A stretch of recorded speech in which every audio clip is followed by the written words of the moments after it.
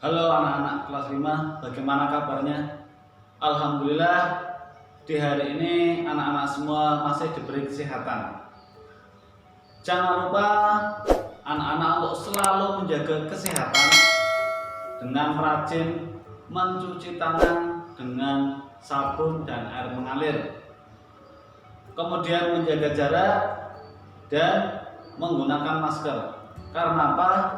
Sehat itu penting dan kita semua terbebas dari penularan COVID-19. Nah, di video kali ini kita akan belajar di tema 4, sehat itu penting, subtema 1, peredaran darahku sehat. Tentunya anak-anak tadi sudah berdoa sebelum memulai pembelajaran di hari ini. Setelah menyimak video ini, diharapkan siswa dapat menjelaskan organ-organ peredaran darah dan fungsinya pada manusia. Nah, tentunya anak-anak masih ingat di tema 3 kita sudah belajar tentang pencernaan. Sari-sari makanan dari makanan yang kita makan itu akan diserap oleh darah dan diedarkan ke seluruh tubuh. Nah, marilah kita pelajari sistem peredaran darah pada manusia sebagai berikut. Apa yang akan kita pelajari di video ini?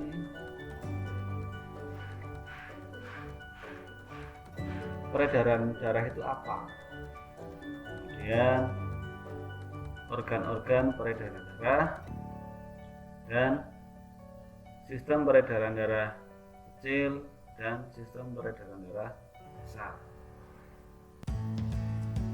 Marilah kita pelajari satu persatu.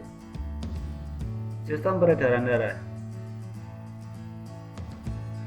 yaitu mengalirnya darah dari jantung ke seluruh tubuh untuk mengalirkan zat penting seperti nutrisi dan oksigen.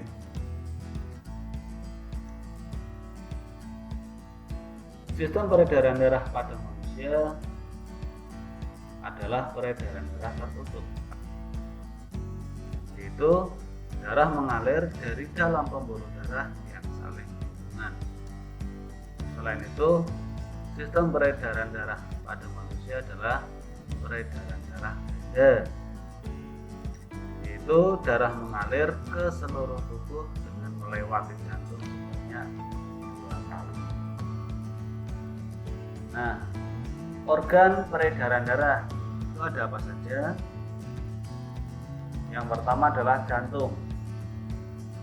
Jantung adalah organ tubuh manusia yang berfungsi memompa darah ke seluruh tubuh.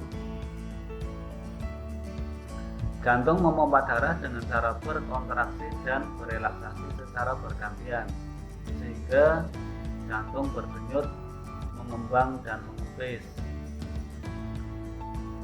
Ukuran jantung kira-kira sebesar kepala tangan pemiliknya. Pelajari bagian-bagian jantung.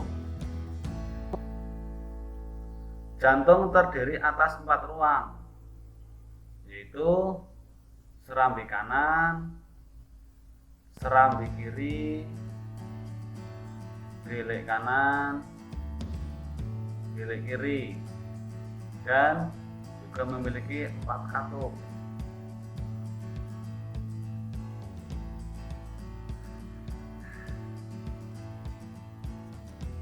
Nah, fungsi dari serambi kanan adalah menerima darah kotor, yaitu darah kaya CO2 atau karbon dioksida dari seluruh tubuh. Kemudian serambi kiri itu mempunyai fungsi menerima darah bersih, darah kaya O2 atau oksigen dari paru-paru. Fungsi dari bilik kanan adalah memompa darah kotor atau darah kaya CO2, karbon dioksida dari jantung ke paru-paru. Kemudian fungsi dari bilik kiri memompa darah bersih atau darah kaya O2 dari jantung ke seluruh tubuh. Nah, selanjutnya adalah katup jantung ya.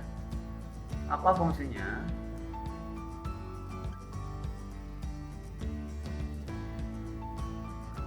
Fungsinya memberikan akses aliran darah kepada bagian jantung tertentu dan menghalangi agar aliran darah masuk kembali ke dalam ruang jantung sebelumnya. Pembuluh darah.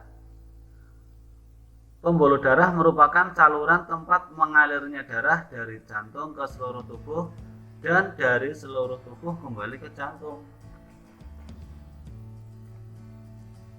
Nah, pembuluh darah itu ada dua, yaitu pembuluh nadi atau arteri dan pembuluh balik atau vena. Pembuluh nadi atau arteri yaitu pembuluh darah yang membawa darah yang kaya akan oksigen keluar dari jantung ke seluruh tubuh.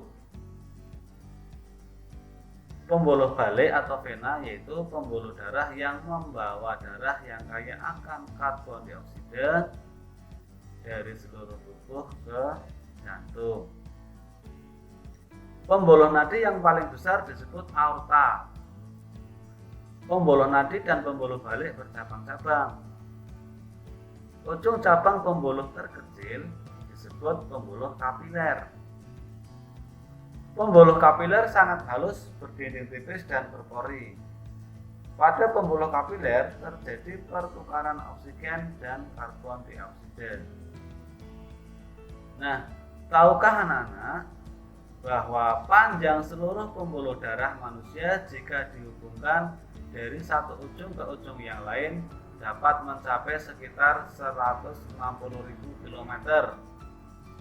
Apa perbedaan pembuluh darah? Yaitu pembuluh nadi atau arteri dan pembuluh balik atau vena. Pembuluh nadi itu meninggalkan jantung. Jika pembuluh balik itu menuju jantung. Kemudian pembuluh nadi itu kaya oksigen kecuali arteri pulmonalis. Kemudian pembuluh balik atau vena itu kaya karbon dioksida kecuali vena pulmonalis. Pembuluh nadi itu tebal, elastis dan kuat. Pembuluh balik atau vena tipis, kurang elastis. Nah, pembuluh nadi atau arteri jika terpotong, darah akan memancar. Pembuluh balik atau vena jika terpotong, darah akan menetes. Kemudian paru-paru. Paru-paru juga memiliki peran yang penting dalam proses peredaran darah. Dalam proses peredaran darah, paru-paru berperan sebagai penyuplai oksigen ke dalam darah. Darah yang telah diedarkan ke seluruh tubuh tidak lagi mengandung oksigen, akan tetapi banyak mengandung karbon dioksida. Setelah kembali ke jantung, darah yang akan mengandung karbon dioksida tersebut dipompa ke dalam paru-paru. Selanjutnya, karbon dioksida diambil dan diganti dengan oksigen melalui proses pernafasan. Bahwa sistem peredaran darah dalam tubuh ada dua, yaitu peredaran darah kecil dan peredaran darah besar. Peredaran darah kecil yaitu darah mengalir dari bilik kanan menuju paru-paru melalui arteri pulmonalis. Nah, kita lihat.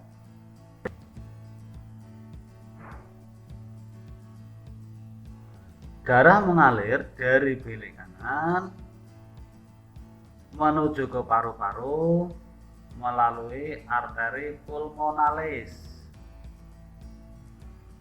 Nah, setelah di paru-paru terjadi pertukaran zat, yaitu karbon dioksida dan oksigen. Darah yang mengandung oksigen akan dikembalikan ke jantung melalui vena pulmonalis. Nah, menuju ke serambi kiri. Kita ulangi lagi. Jadi peredaran darah kecil itu dimulai dari bilik kanan, kemudian melalui arteri pulmonalis, terus ke paru-paru.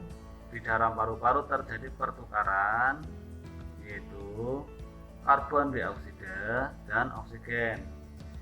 Setelah darah yang mengandung oksigen dikembalikan ke jantung melalui vena pulmonalis, kemudian ke serambi kiri. Ini peredaran darah kecil.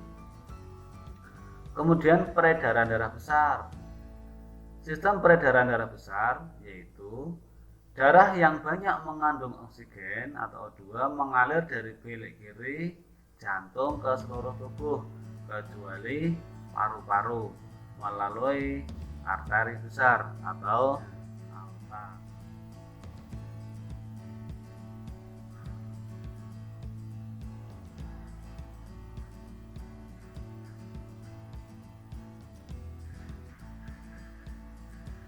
Nah, darah yang mengandung oksigen atau O2 mengalir dari bilik kiri jantung ke seluruh tubuh kecuali ke paru-paru melalui aorta atau arteri besar. Selanjutnya ke melalui arteri. Nah, setelah sampai ke seluruh tubuh terjadi pertukaran darah yang mengandung oksigen dengan darah yang mengandung karbon dioksida di seluruh tubuh. Darah yang mengandung banyak karbon dioksida kembali ke jantung melalui vena, kemudian ke serambi kanan. Nah, inilah sistem peredaran darah besar.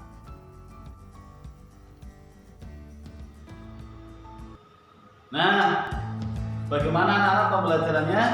Nah, dari pembelajaran tadi anak-anak tentunya sudah tahu tentang organ-organ peredaran darah dan fungsinya. Apa saja? Ada jantung, ada pembuluh darah, serta paru-paru juga berperan dalam sistem peredaran darah. Nah, sampai di sini dulu. Semoga video ini dapat bermanfaat untuk kalian semua. Kita ketemu di video berikutnya. Sekian, wassalamualaikum warahmatullahi wabarakatuh.